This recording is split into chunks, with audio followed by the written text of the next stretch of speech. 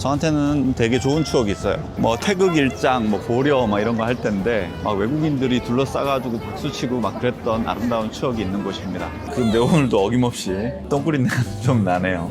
치즈 냄새인 것 같아요. 워홀에 영감을 주었던 게 바로 모네의 연작 시리즈라고 보시면 될 것 같아요. 오징어 볶음 제대로입니다. 완벽한 갈비찜. 올클리어 국물까지 한국에서 공수해온 동서식품. 이런 비행기 안에서 호사를 누려보네요. 호사를 짱 좋아요. 오벨리스크 앞입니다. 콩코드 광장에 오벨리스크. 이쪽으로 쭉 올라가면 뭐가 있냐면은 저기까지 이어지는 거리가 샹젤리제 거리거든요. 샹젤리제 거리 쓱 올라가고 있는데 슬슬 이제 명품 매장이 나타나기 시작합니다. 프랑스 사람들도 롤렉스 구경 좋아하네요. 정말 살벌하게 큰 루이비통. 본점이 여긴 줄 알았는데 본점이 아닌가? 지도상으로는 샹젤리제점으로 돼 있었어요. 그 옆 건물도 루이비통 그 모노그램으로 이 건물 하나가 무슨 여행용 가방처럼 장식이 돼 있는. 옆에는 루이비통 플래그십 매장이 있고 여기는 우리 또 본사 좀 짓나 보지? 천천히 웃고 즐기면서 올라오는 사이 개선문 앞에 왔습니다. 개선문. 이태리 개선문을 본따서 만들었죠. 로마에 있는 개선문. 우리는 지금 천천히 걸어서 에펠타워가 제대로 보이는 트로카데로 광장이랑 샤이오 팰리스로 가려고 합니다. 트로카데로 광장으로 왔습니다. 맞은편이 뭐냐면 샤이오궁이에요. 샤이오궁. 에펠타워가 정면으로 바라보이는 전망대 광장이죠. 저한테는 되게 좋은 추억이 있어요. 우리 아들 초등학교 1학년 8살 때 처음으로 유럽을 왔거든요. 아들을 그때 여기 샤이오 광장에서 태권도를 시켰어요. 그 영상이 다 있거든요. 뭐 태극 일장, 뭐 고려 막 이런 거 할 텐데 막 외국인들이 둘러싸가지고 박수치고 막 그랬던 아름다운 추억이 있는 곳입니다. 에펠타워가 쫙 내려다 보이는 광장으로 왔습니다.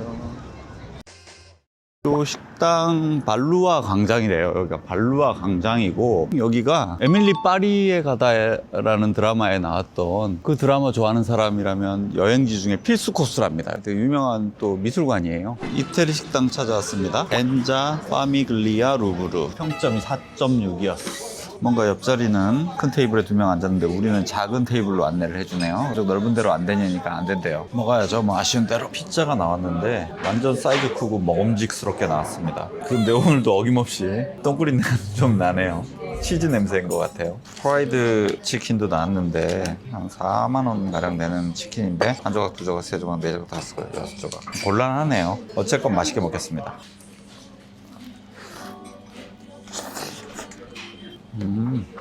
참치 피자인데 먹을만해. 맛있다.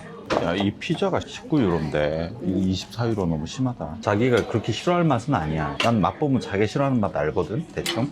치즈 똥꾸린내가 좀 나긴 났었어. 똥꾸린내에 대한 트라우마가 있어가지고. 밥 먹고 나왔다가 아시안마트 찾았는데 한인마트였어요. 후루룩 쌀국수, 닭곰탕, 신라면, 불닭볶음면까지 다 있어. 모든 라면이 종류대로 다 있어. 그러나 비비고 김치 하나 샀어요. 일단 내일도 먹을 수도 있어서. 신라면, 삼양라면하고 김치랑 물 사갖고 숙소로 들어가는 길인데 이렇게 든든할 수가 없네요. 뭔가 든든한 느낌.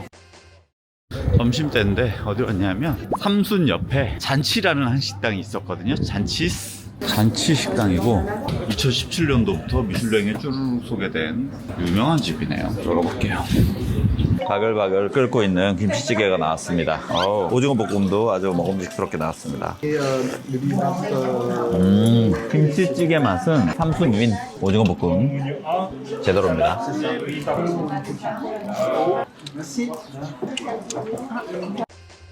잔치에서 먹고 나와서 오르세 미술관으로 서서히 골목길 지나서 가고 있습니다. 일단 식당 평을 하자면 김치찌개는 확실히 삼순이 더 맛있었어요. 근데 가격이 2, 3유로씩 더 쌌어요. 잔치가. 음식이 나오는 것도 삼순이 좀 더 깔끔하게 나왔어요. 잔치는 보니까 시그니처 메뉴가 비빔밥이에요. 비빔밥. 잔치는 조금 더 현지화된 느낌이에요. 미슐랭 가이드에 소개도 됐고 그런데 보니까 우리 테이블 말고는 전부 다 현지인이에요. 현지 프랑스 사람들이고 요거를 알려드리고 싶습니다. 사람이 엄청난 사람들이 지금 있습니다. 저쪽에. 오르세 미술관도 조금 걱정되긴 하네요. 루브르만큼은 아니겠죠, 뭐, 그래도. 이제 오르세. 이렇게 말 있고요. 이 오르세 미술관. 가장 아름다웠던 그 시기를 따라서 여행을 하는 곳이 바로 오르세 미술관이라고 생각하시면 될 것 같습니다. 자, 출발해 보겠습니다. 클로드 모네의 유명한 연작 루앙 대성당 시리즈예요. 모네는 대성당 맞은편 방을 빌려 창문 앞에 캔버스를 나란히 놓고 빛이 변할 때마다 붓을 들어 캔버스를 바꾸어가며 작업했다고 해요. 시간에 따른 빛의 객관적인 기록을 시도한 거라 볼 수 있죠. 하나의 사물에도 하나의 모습만 있는 게 아니라 되게 다양하죠. 이것을 크게 영감받게 되면서 한 후배 화가는 그림을 이렇게 그리기 시작해요. 통조림과 캔, 마릴린 먼로와 콜라병, 누굴까요? 팝아트의 황제 앤디 워홀입니다. 워홀의 영감을 주었던 게 바로 모네의 연작 시리즈라고 보시면 될 것 같아요. 이 그림은 일상생활 그림에서 나체를 그려 논란이 되었던 에두아르 마네의 대표작 풀밭 위의 점심인데요. 다들 미술관에서 이 그림을 보고 불편해하다 보니 그림을 찢어버리겠다는 등 논란의 중심이었다고 합니다. 그리고 지금 보시는 건 클로드 모네가 마네의 풀밭 위의 점심을 오마주한 작품인데 상당히 비슷해 보이죠? 클로드 모네 파리 몽토르게 거리 1878년 6월 30일의 축제입니다. 같은 날 동시에 그렸던 그림이 하나가 더 있어요. 같은 날 이 두 점을 한 번에 그렸다네요. 한나절 이전에는 두 작품을 다 그렸다는 거죠. 근데 그렇게 그림을 그렸던 이유가 빛이라는 것도 순간적으로 바뀌다 보니 순간적으로 변화하는 빛을 잡아내야 된다는 거. 그게 정말 힘든 거거든요. 그래서 정말 빛의 속도로 빠르게 그림을 그렸던 화가가 모네였다는 거. 자, 이번엔 클로드 모네의 양산을 든 여인 카미유와 장 모네. 이 그림을 그릴 때 모네가 이야기했던 게 뭐냐면 나는 가족을 그리고 싶었던 것이 아니다. 바람을 그리고 싶었다고 했었어요. 이것은 카미유가 살아있을 때 그렸던 거고 죽고 난 다음에 그렸던 건 이 그림이에요. 카이유가 살아있을 때는 표정을 그려요. 하지만 그녀가 죽고 나서 표정을 안 그리죠. 나중에 모네가 정말 크게 성공을 하고 72세 때 자서전에 적었는데요. 사람들이 왜 부인 죽고 나서 얼굴을 안 그러셨냐고 묻는 거죠. 그때 모네가 이렇게 말을 했다고 하네요. 미안했대요. 너무 미안했대요. 지금 나는 너무 그림을 그리고 잘 살고 있는데 난 카미유에게 해준 게 없던 것 같아요 라고 한 거죠. 그 모든 것들이 죄스러웠었는지 붓을 들어서 얼굴을 그리려고 하면 그녀가 생각이 나서 차마 붓을 들 수가 없었다고 합니다. 그래서 앞으로 모네 그림을 딱 보실 때 이렇게 표정이 없잖아요. 그러면 39살 이후, 그러니까 그녀가 죽고 난 이후에 그렸던 거예요. 표정이 있으면 그녀가 살아있을 때 그렸던 거고, 이 작품은 피에르 오기스트 르누아르 작가의 목욕하는 여인들 이라는 작품인데요. 이 그림 보시면 완전히 끝이 뭉툭해지게 되고 완전히 무너지기 시작합니다. 르누아르는 몸이 좀 약했던 사람이에요. 말년에는 류마티스 관절염으로 정말 크게 고생하거든요. 그래서 말년 때의 모습 보여드리면 붓이 손에 안 들리잖아요. 붓을 묶었어요. 이렇게 하고 그림을 그려도 힘이 금방 빠지잖아요. 그때는 어떻게 하느냐? 입에다가 물어요. 이렇게 그림을 그렸던 사람이었어요. 그래서 지금 붓끝이 많이 뭉툭해지는 이유는 이러한 스토리가 있기 때문에, 근데 그의 모든 그림은 슬프거나 절망적인 게 하나도 없어요. 다 행복한 그림들이거든요. 르누아르가 이렇게 말해요. 우리가 살고 있는 이 세상도 너무 각박한데 그림까지 너무 슬플 필요가 있겠냐고. 사람들에게 평생토록 행복을 전달하기 위해서 그림을 그렸던 화가가 르누아르라고 기억하시면 될 것 같습니다. 이 작품은 폴 세잔의 사과와 정물이라는 작품인데요. 이 작품 보시면 여러 가지 시선이 그림 속에 하나에 다 들어가 있어요. 근데 본질은 하나거든요. 하나의 사물에도 이렇게 다양한 모습이 있는데, 그래서 그는 캔버스를 붓을 들고 옮겨 다니면서 그렸었어요. 다양한 시점을 한 회 한 폭 속에 많이 걸렸던 거예요. 생각이 되게 많았던 거죠. 그림이 되게 좀 불완전해 보이지만 그럼에도 불구하고 균형감이 짜여져 있는 것처럼 보이는 이유는 그가 의도를 가지고 그림의 구성을 다 짜맞췄기 때문에 이게 세잔이라는 화가가 갖고 있는 위대한 점 중에 하나예요. 후배 화가들에게 그가 처음에 말했던 건, 야, 본 거 그대로 그릴 필요 없어. 너네들 마음대로 그림 바꿔도 돼. 라고 하는 첫 번째 메시지를 날렸던 게 세잔이었었다고 하네요. 그런 자율성 있는 것의 시작이 세잔이라고 생각하게 되면 이 그림의 가치는 어마어마할 겁니다. 한 후배 화가가 그림을 이렇게 그리기 시작해요. 바로 피카소인데요. 입체주의라고 하잖아요. 여러 가지 시선이 그림 속에 한꺼번에 들어가 있네요. 그 시작은 사실 세잔이었어요. 그래서 피카소는 이렇게 말했다고 해요. 현대회화의 아버지는 세잔이라고. 너무 유명한 작품이죠. 빈센트 반 고흐의 롬강의 별이 빛나는 밤 작품. 이 작품 속 하늘을 보시게 되면 북두칠성이 반짝반짝 빛나고 있고요. 그리고 오른쪽 아래 보시게 되면 연인이 그려져 있어요. 저 연인은 아마도 동생 페어와 그리고 재수 씨이지 않을까 생각이 들기도 합니다. 근데 다들 알고 계시는 별이 빛나는 밤이라는 그림과는 아마 다른 그림일 텐데요. 그 그림은 나중에 반 고흐가 정신병원에 들어가서 그렸던 그림이에요. 그 그림은 현재 미국에 있다고 합니다. 여기 정신병원을 실제로 가잖아요. 이 풍경은 없다고 합니다. 빈센트 반 고흐가 정신병원에서 생활하면서 그렸던 그림들을 보게 되면 행복했을 때를 떠올리면서 그렸던 그림이 되게 많아요. 이때도 행복했던 순간을 떠올리면서 그리지 않았었을까 하는 생각이 듭니다. 빈센트라는 화가 같은 경우는 이런 게 좀 달랐어요. 자신의 감정을 그림 속에 투영시켜서 그렸던 사람이거든요. 그 전의 화가들과는 좀 달랐던 그런 감정을 최초로 그림 속에 넣었던 화가가 바로 빈센트라는 거죠. 그리고 수많은 자화상 중에서 이 그림은 우선 옷을 잘 빼입은 것 같아요. 머리도 넘겨져 있고, 그리고 지금 입술을 자세히 보시면 얼마나 입술을 꽉 하고 깨물었는지 입술에서 피나고 있거든요. 그러니까 하루하루 힘겹게 버텨내고 있었던 그 삶 속에서 자신의 정신이라도 제대로 붙들기 위해서 꾹 다물고 그렇게 참아내고 있는 곳이지 않았을까 하는 생각도 들고 되게 안쓰럽기도 하더라고요. 저녁을 먹으러 르 깜파넬라로 왔어요. 르 깜파넬라. 여기서는 우리 회사에서 인턴으로 일했던 프랑스인 폴을 만나기로 했습니다. 반갑습니다. 샤블리 화이트 와인. 화이트 와인 맛있을 때마다 샤브. 이건 맛있네. 부르고뉴 와인이고 샤블리. 이건 달달하네. 샴페인처럼. 에스카르고 나왔고 어니언스, 푸아그라 나왔습니다. 프랑스 현지인이 지금 먹는 법을 알려주고 있습니다. 그리고 이렇게 국물 오케이. 찍어서. 찍어서 이렇게 먹으면 돼요. 일단 이렇게 그렇게 먹는 거구나. 이렇게 홀딱 골뱅이 빼듯이 빼가지고 빵에다가 해가지고 푸아그라를 먹어보겠습니다. 푸아그라 오랜만에 먹어보겠습니다. 푸아그라. 양파 수프를 이렇게 치즈도 잔뜩 들어있고 그런 양파 수프이에요. 빵이 덮쳐져 있어요. 그래서 오리 요리 나왔고요. 생선 요리 나왔습니다. 부르기뇽은 갈비찜 느낌, 장조림용 고기 느낌이에요. 장조림용 고기 느낌. 완벽한 갈비찜. 레드 와인 하나 시켜봤습니다. 와인 이름은 잘 모르겠어요. 먹을만해요. 와인이 맛있어요. 크림 브릴레 아이스크림. 저는 과일. 디저트 나왔습니다.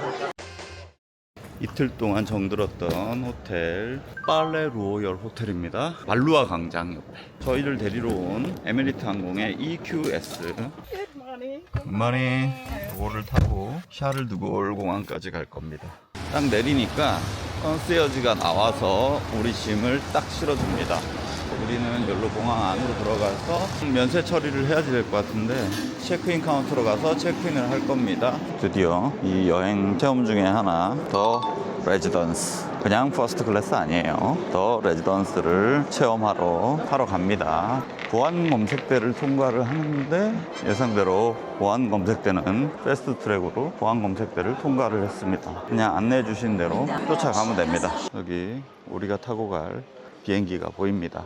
어퍼데크로 가는 길이 따로 있습니다. 끝까지 컨시어지께서 안내를 해주시네요. 완벽한 가이드.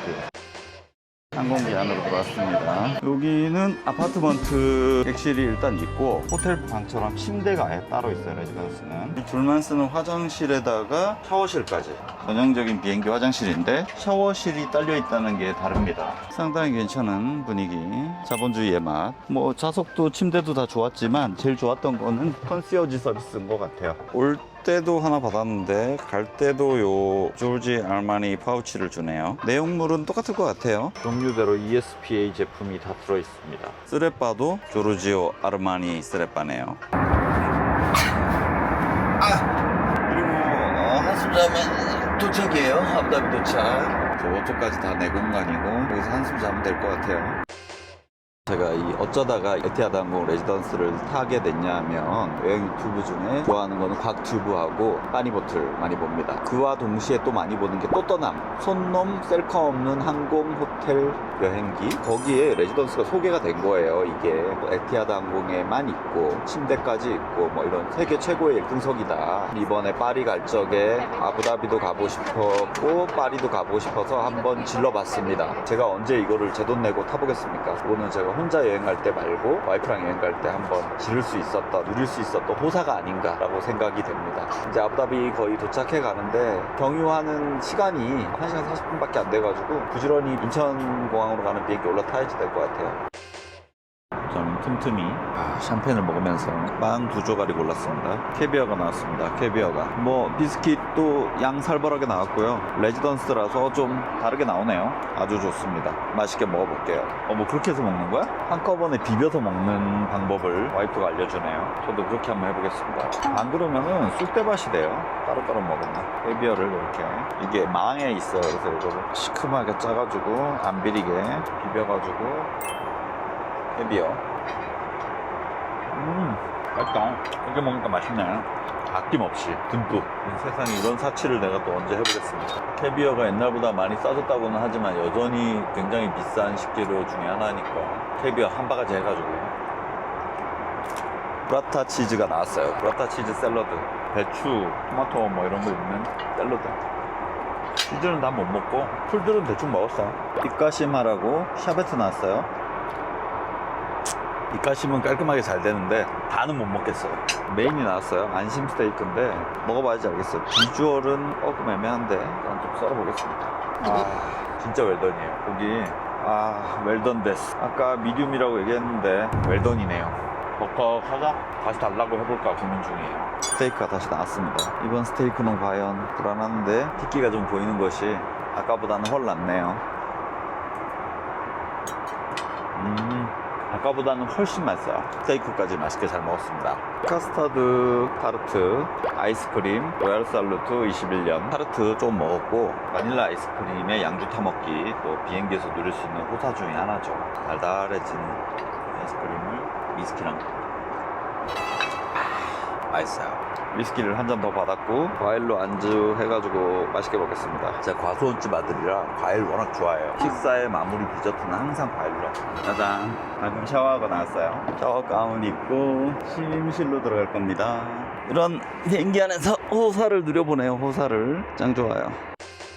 게이트로 바로 안내를 해주는 줄 알았더니 1시간 연착돼가지고 라운지에서 1시간가량 시간 보내다가 가야지 되는데, 문제는 뭐냐면 서울 가면은 12시 반에서 1시 사이에 도착한다 그랬는데 지금 바로 급하게 가도 한 2시 정도 돼야지 서울에 떨어질 것 같네요. 떨어지자마자 바로 출근해야 되는 불상사가 벌어지는 상황이 됐습니다. 또 금요일날 뭐 열심히 일해야죠. K 자영업자 파이팅!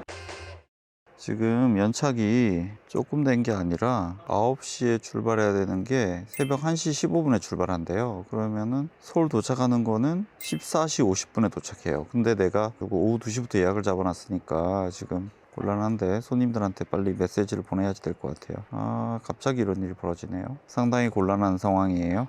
항공기 4시간 하고도 5분 정도 딜레이 돼가지고 꽤 짜증났거든요. 근데 들어오기 전에 삼성화재 내가 가입을 해놨는데 4시간 이상 딜레이 되면은 보상을 받을 수가 있더라고요. 한 사람당 50만원, 2시간 이상 딜레이 되면 20만원인가 20만원인가. 그래서 요거 쏠쏠하게 보상을 받을 수도 있지 않을까, 가서 시도를 해봐야지 합니다. 증빙 서류는 일단 요청해 놓은 상태입니다. 보딩 패스 챙기고 있을 거고요. 잘하면 와이프랑 나랑 각 50만원씩 보상받을 수도 있게 생겼어요. 그럼 지금까지 여행자 보험 계속 납입했던 거 다 보상받는 셈이죠. 제가 가입한 보험이 아마 되는 걸로 내가 기억이 되거든요. 그것도 한번 챙겨봐야지 되겠습니다. 이제 비행기 탑승합니다. 인천에서 출발해서 아부다비로 올 때 봤던 비행기랑 똑같은 비행기고, 다행히도 이번에도 순방향이네요. 역방향인 줄 알았는데. 참치 사다끼가 나왔습니다. 맛있게 먹을게요. 마지막으로 과일이 나왔습니다. 요거 먹고 이제 인천에 도착입니다. 웰컴 투 헬조선 하겠습니다.